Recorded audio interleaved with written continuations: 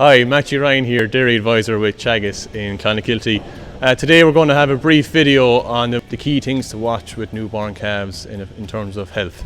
So the first thing we like to do when we walk into a calf shed is basically to assess the air quality of the shed. So to see is there enough of ventilation or is there enough of airspace inside in the calf shed.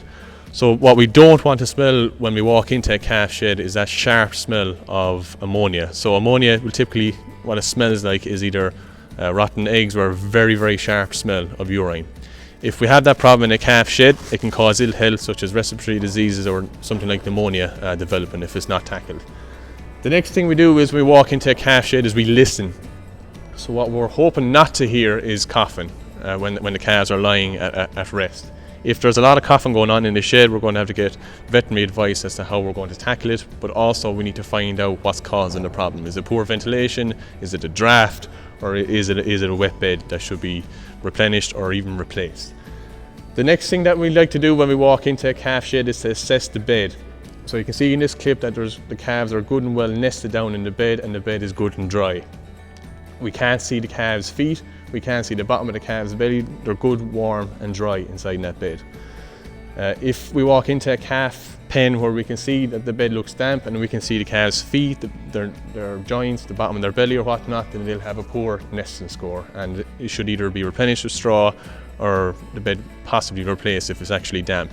How do we know if the bed is damp? Well, the common way people will test it is they'll go in, kneel down, and when they get up, if their knee is wet, that bed needs to be either bedded with straw or replaced.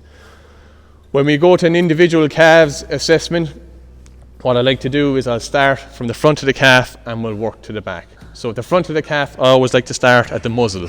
A muzzle of a calf should always be moist and should be clean. Moving up to the calf's eyes should be bright and full, which is a good indicator of health of a calf, but also in terms of hydration. The calf's ears should be alert. And moving down along to the calf's belly, there should be a good shine on the coat of the calf around the belly, and the belly of the calf should be full.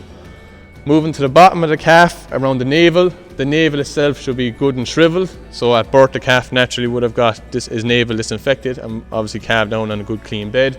But after a couple of days, that navel should start to shrivel. What we don't want to see is that the navel looks swollen. Moving to the calf's rear end, we also want to make sure, and it's critical, that the rear end of the calf is not dirty and wet with fecal matter, which could be an indicator of calf scour. The next thing that we're going to check is when the calves get up, did that calf stretch? So a calf that gets up and stretches is generally a good indicator of a good healthy calf. In terms of calf housing, it is absolutely fundamental to remember that we should not, under any circumstance, overstock a calf house.